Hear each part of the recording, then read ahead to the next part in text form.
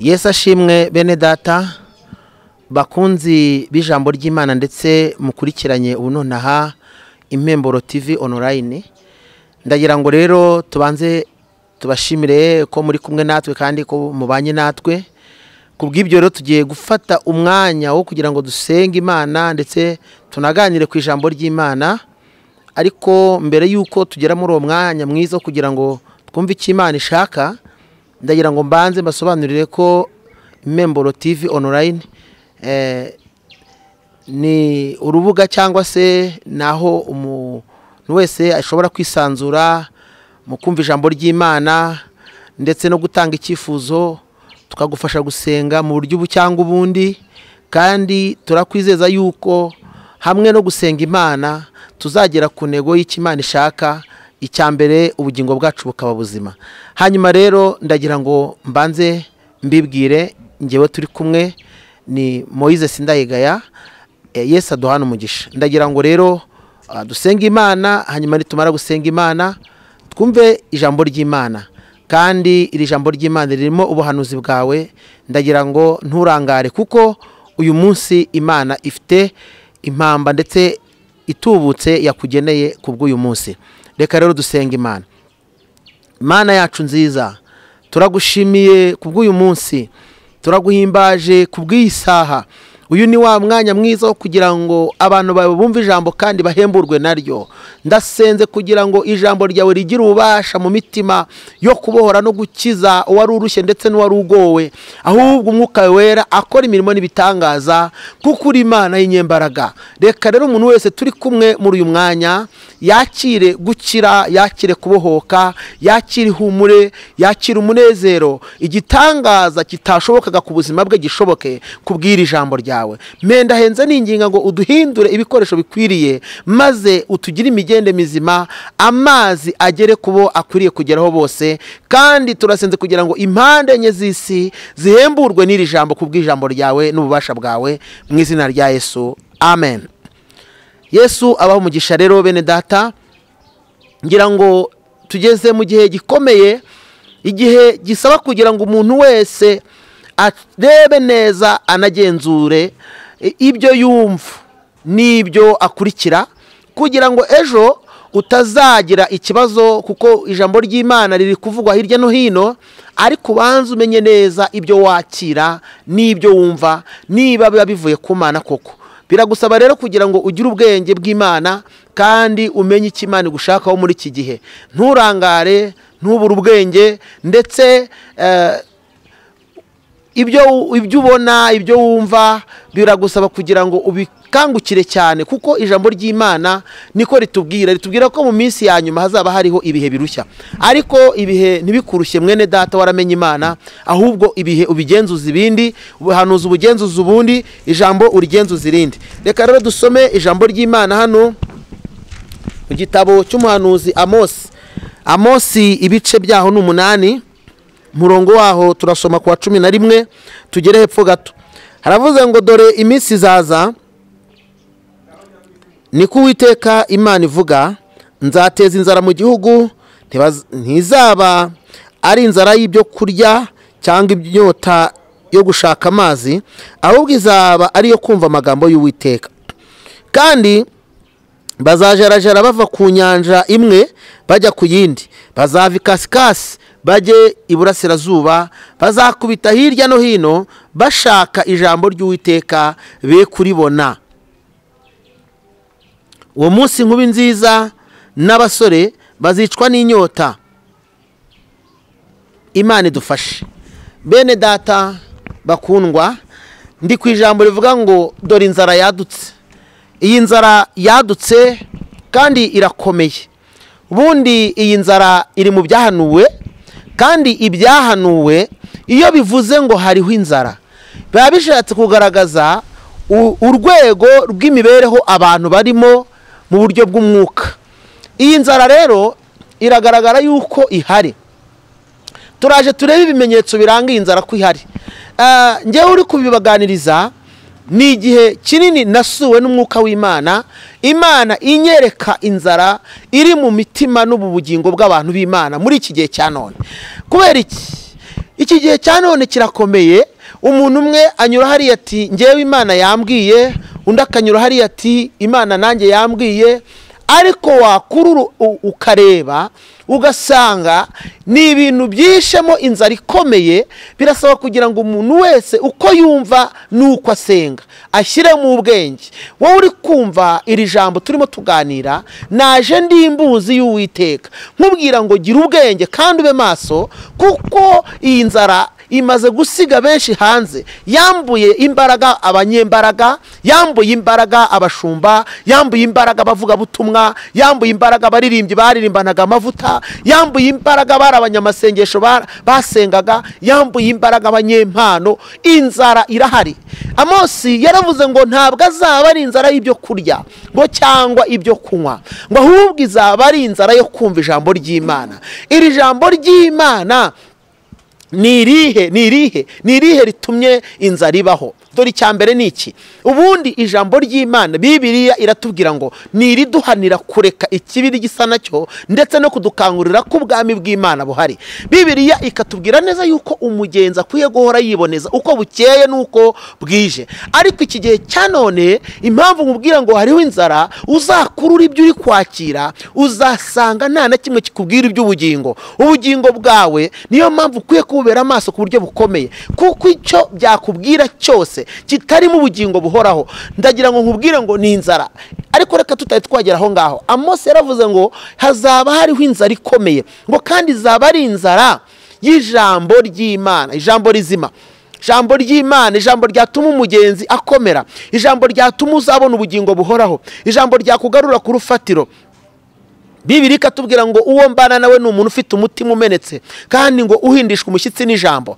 Bishatse kuvuga ngo umutima wawe ukwiye kugira inyota yo gushaka Imana, umutima wawe ukwiye kumenekera imbere y'Imana, bityo bikagutera kugirirwa ubuntu bwo kwegerana n'Imana. Reka nkubwire ngo hari abahungu bane bagiye i Babuloni, ngo bagezeho basanga icyo gihugu kirimo inzara y'ijambo. Uwo ni uwitwa Daniyeli, Saduraka, Meshake na Abedenego. Ngo bakigera ngo i Babuloni ngo babonye igihugu ari igihugu cyica, ngo bakimera ko ari igihugu cyica, ngo bajya gusenga Imana kuko nta nzara yari iri mu magufa yabo, ngo Imana irabiyereka. Ikikubwira yuko inzara ihari nta mvugo y'Imana wumva. Hari n'abavuga ngo Imana iravuze bayibeshyera. Ikikubwira yuko inzara ihari, umuntu avuga ibyo yiboneye akavuga ngo Imana iravuze, ariko wabigenzura mu mwuka ukumva birimo ikibazo. Ndagira ngo nkubwire ngo inzara yarateye. Icyambere Amosi avuga inzara, yarazi yuko ibihe bizaza bikaba bibi. Niko yavuze ijambo ry'Imana, ryavuze ngo iminsi izaza. Iyi minsi turi mu gihe gikomeye, turi mu gihe kigoranye, turi mu gihe kiruhije abagenzi, turi mu gihe kiruhije isi, turi mu gihe kiruhije itorero, turi mu gihe kigoranye. Aho gusenga, aho gufata umwanya wo kubana n'Imana bigoye, aho kugira ibihe byo gusabana n'Imana bitacyoroshye. Ariko nagira ngo nkubwire ngo Daniyeli yaravuze ngo abazi Imana yabo bazakomera, nibamara gukomera bakora iby'ubutwari. Mwene data uri kunyumva, irinde kwiyinzara yakwinjira mu magufa yawe, irinde kwinzara yakwinjira mu bugingo bwawe. Niba yaranakugezemo, ni igihe cyo kugira ngo Imana igufashe usohoke muri izo mbaraga mbi, usohoke muri ibyo bihe byakugiza akarande, ibisohoke muri ibyo bintu byakubase, kuko ijuru ry'Imana ryasamiye kurengera. Haleluya! Ryasamiye kurengera abantu bose bashaka kugira ngo bace bugufi, bayoboze Imana inzira. Imana yiteguye kurengera bene abo, kuko yaravuze ngo nta kizakora. Haleluya! Nta kizakora itabanje kumenyesha intore. Haleluya! Intore zayo zitakira ku manywa na nijoro. Amosi rero haravuga ngo hazabaho inzara. Iyi nzara naje gusenga Imana imishurira ko yamaze kutugeramo. Niyo mpamvu naje kukubwira ngo iyi nzara ntibe yarakugezeho, kandi nusanga yarakugezeho urwane, kuko ugihumeka. Ubwo ugihumeka uracyafite amahirwe, ubwo ukiri muzima uracyafite umwanya, ubwo ukibasha kumva uracyafite amahirwe yo kunihira Imana, yo gutakira Imana, yo kwinginga Imana, kuko Imana ni Imana yemera guhendahendwa. Amina. ndagira ngo nkubwire ngo ni umwanya wo kunihira Imana ikongera kukugarukaho mwene data. Iyi nzara imaze guteza abantu benshi ubusambanyi kandi bari abantu b'Imana. Imaze guteza abantu benshi ibyaha by'ubugome kandi bari abantu b'Imana. Imaze guteza abantu benshi guhemuka kandi bari abantu b'Imana. Iyi nzara imaze abantu ho imbaraga. Hanyuma rero iyi nzara arayivuga, aravuga ngo izaba ari inzara yo gushaka ijambo ry'Imana, ngo abantu bazakubita hirya no hino be kuribona. Hari igihe umuntu afungura avuga ati hariya ndahabonera ijambo, kuko ibyo gutera nabyo bisigaye byaragoranye. Ariko umuntu akavuga ati noneho reka mfungure hariya ngiye kuhafashirizwa, yahagera agasanga reka da, kubera yuko inzara yarateye. Ariko nagira nkubwire ngo banza wiyubake, numara kwiyubaka, numara gukomera, uzagira n'imbaraga zikomeza abandi, kuko ukomeye hari n'abandi wakomeza. Ntago wabasha guterura nawe ubwawe udafite imbaraga. Kugira ngo ubashe kugira ibyo uterura nuko uba ufite imbaraga zikubashisha kubiterura. Hanyuma rero icyambere kigaragaza ko inzara yateye umuntu, bimenyetso biranga inzara ndavuga nka bitatu. Icyambere, umuntu wishwe n'inzara agira ikibazo cyo gucika intege. Inzara ituma umuntu ashiramo imbaraga. Ndagira ngo nkubwire yuko igihe cyose niba utakiryamusenze, niba utakigira ubushobozi bwo kwiyiriza ubusa, niba utagisengera umurimo w'Imana, niba utagisengera ubugingo bwawe, niba utakibabazwa n'abarimbuka, ntabwo wumva ko inzara yamaze kukwinjirana, ahubwo igisigaye ko ari ukugira ngo iguhitane. Ariko nagira ngo ngutangarize ngo uracyafite amahirwe, kubera yuko ugihumeka. Aleluya! Uracyahumeka, uracyafite uburyo bwo kubigarura, uracyafite uburyo bwo kwiyunga n'Imana, kuko yaravuze ngo nkunda abankunda, abashakana umwete bazambana. Imana ishimwe. Haleluya! Imana ishimwe. Imana iracyagutegeye amaboko. Ariko ikizakubwira ko inzara yateye umuntu, ibintu byose aba yumva nta mbaraga afite. Ntafite imbaraga zo kwisengera, dayimoni zimujagajaga areba, dayimoni zimuzenguruka areba, ntashobora kurwana kugira ngo arwanye n'izo mbaraga, kubera yuko ibimuhiga biba byamurushije ububasha, biba byamwinjiranye, byarangiza bikamumaramo imbaraga, inzara ikamutera. Icya kabiri kigaragaza ko umuntu yafashwe n'inzara, umuntu wafashwe n'inzara areba ibirorirori, areba ibirorirori. Ntabwo areba ngo abone, ntabwo yitegereza ngo abone. Ikizakubwira ko abantu b'iyi minsi bafashwe n'inzara, ntabwo bareba aho iminsi igeze. Ubundi umuntu w'Imana yagakwiye kugenzura ibihe, yabigenzura akamenya icyo akwiye gukora.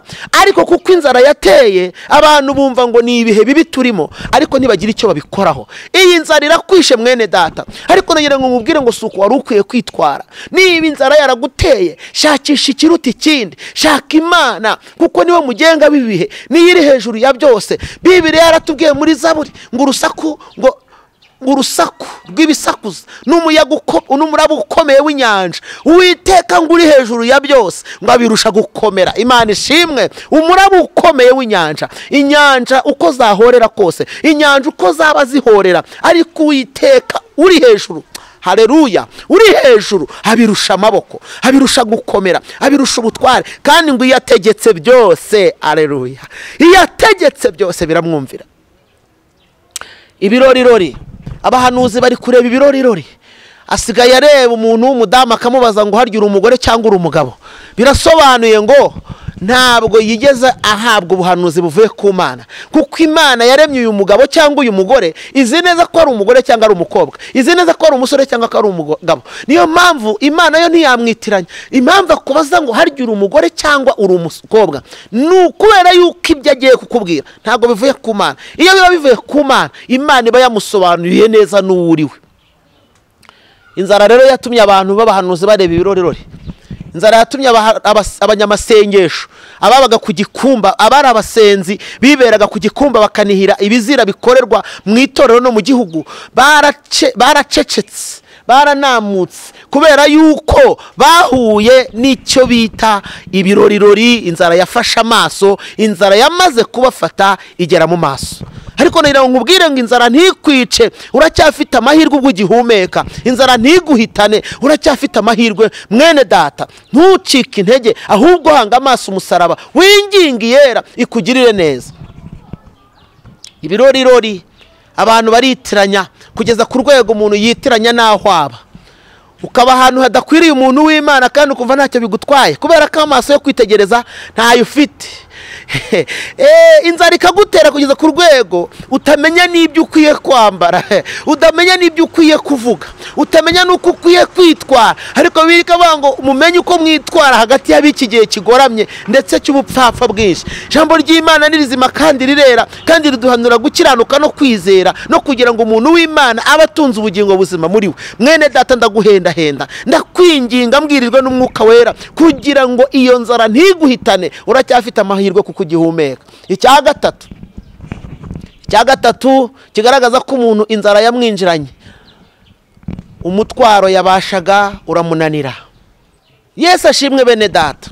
Ndimo mbabwira ngo inzara imaze gufata intera ndende ku bantu b'Imana. Iyo tuvuze ibi ngibi byumvwa n'abanyamwuka, byumvwa n'abantu bafite icyo bavuganye n'Imana, kuko ijambo ry'Imana ni ijambo nyine ry'ubuhanuzi kandi busaba kugira ngo bwumvwe n'abantu bafite icyo bazi ku byo Imana yavuze. Hanyuma icya gatatu kigaragaza ko inzara yateye umuntu, umutwaro yabashaga gushyira ku bitugu uramunanira, ibintu yashoboraga kwihanganira biramunanira, ibintu yaneshaga biramunanira. Ubundi umutwaro w'ubukumi urakunanira ukicika ugasambana, umutwaro w'ubusiribateri urakunanira, umutwaro w'urushako ukakunanira, umutwaro wo kuba uri umushomeri urakunanira ukicira inzira ukaba bihemu. Ikikubwira ko inzara yaguteye yanamaze kwinjira ibintu wari ukwiye kwihanganira nk'umuntu w'Imana.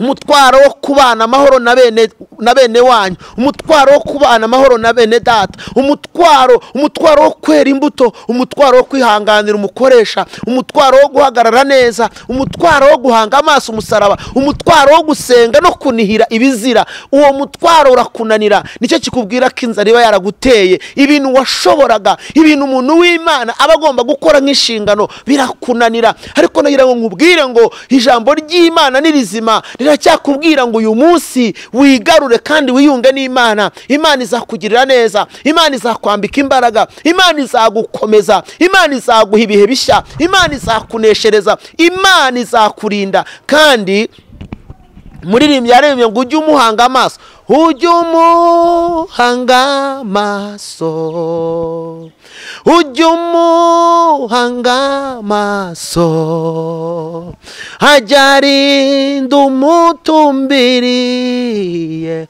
ku manywa na nijoro. Imana izakurinda, Imana izaguhagararaho, izakurinda nuyitumbira, izakurinda nuyihanga amaso. Ariko nagira ngo nkubwire ngo inzara ntiguhitane, inzara ntikwambura ubuzima, inzara ntigutandukanye n'Imana, kuko iyi nzara irakabije, imaze kumara abantu benshi amavuta y'ijambo ry'Imana, amavuta yo gusenga, amavuta y'ubuhanuzi, amavuta yo gukunda no gusurana, amavuta yo kunihira. Itorero yamaze gushira mu bantu kubera ko inzara yabafashe, amaso yabo ntakibona, amaso yabo ntakibona, yewe n'amatwi burya inzara irayafata, umuntu ntiyumve imiburo y'ijambo ry'Imana. Ijambo ry'Imana rikavugwa, ijambo ry'Imana rigatambuka, umuntu akavuga ngo niko byahoze, akavuga ngo nejo nzabyumva ahandi, nejo nzafungura numve. Ariko nagira ngo nkubwire ngo siko bizahora. Kandi Yobu yaranditse aravuga ngo umuntu wabyawe n'umugore arama igihe gito ngo kandi cyuzuyemo umubabaro. Nagira ngo nkubwire ngo iminsi usigaje ntuyizi, izwi n'Imana. Ni nayo mpamvu ukwiye kwitunganya no guhagarara neza mu mise ufite mu gihe ufite. Yesu atugire neza kandi atugwe neza. Ndagira ngo ngusengere wowe uri kumva ijambo ry'Imana, dufatikanye gusenga twinginga Imana, Imana yirukana iyo nzara mu buzima bwawe. Ndagira ngo rero nsubiremo aya magambo kandi uyasubiremo nawe, hanyuma nurangiza turaza gusengana twese, ariko aya magambo uyasubiremo. Mwami wanjye Yesu, ndagushimiye yuko ungiriye neza. Ndabizi neza ko iki gihe ari igihe cya nyuma kandi ari iminsi ya nyuma. Iyi minsi irimo inzara ikomeye, ariko ndakwinginze kubw'uko wavuzeho ijambo rikomeye, hagarara ku bugingo bwanjye, hagarara kuri jyewe, undinde yuko ubugingo bwanjye Satani yabuhitana, ahubwo unkize iyi nzara, unkize inzara yo mu mwuka, unkize kugira ngo ngire amaso mazima, ngire amatwi yumva imiburo yawe, kandi mbashe kugira imbaraga ndenga aho abandi batarenga, shobora ibyananiye abandi, nesha ibyanesheje abandi kugira ngo imbaraga zawe zimbemo n'ubugingo bwanjye bube buzima. Ndagushimiye ko ubikoze mu izina ryawe Yesu, amen. Mana nziza y'imbabazi, sengeye umuntu wese wumvishira ijambo, nagirirwe neza nawe, nakomezwe n'imbaraga zawe, numuneshereza uyu mwuka mubi, uyu mudayimoni wari umufashe, izi mbaraga zawe zimuciye imbaraga mu rugendo, uyu mwuka wari utumye ananirwa, uyu mwuka wari umwambuye ububasha, uyu mwuka wari umukamuye, uyu mwuka wari utumye isi mwota, uyu mwuka wari umuteranyije n'ijuru, nutagaciro nonaha, numenagurwe n'imbaraga z'umusaraba, nunanizwe n'ubutware bwawe, ijuru ry'Imana ryitamurure ku buzima bwa mwene data. Icyubahiro n'ikibi cyawe tugucire bugufi kuko ujya wumva gusenga none n'iteka ryose mu izina rya Yesu, amen. Imana ibagire neza rero, kandi ndagira ngo mbibutse kujya mukora subscribe ndetse no gukora share ndetse na comment. Tukunda kubivuga gutyo, impamvu tukwifuriza yuko wakwiyabonesha cyangwa se s'abonner mu gifaransa, subscribe mu cyongereza. Tuba tugira ngo icyigisho cy'ubutaha cyangwa se ijambo ry'Imana ry'ubutaha niritambuka uryumve kandi tugendane. Abantu bakora subscribe mu biganiro bisanzwe ndetse n'izindi nyigisho zisanzwe, ariko ku ijambo ry'Imana ndumva utazabuhombewe, kandi n'ubundi amamega uzatambutsa uzabushyigikiye umurimo w'Imana kandi nta n'icyo uzahomberwa. Rwose ndagira ngo nkuhendahende nkubwire ngo tubane muri iki gihe, ijambo ry'Imana rizakugirira umumaro kandi rizaba intwaro yo kwifashisha muri ibi bihe. Yesu abaganze, murakoze cyane. Shalom shalom, ndabakunda.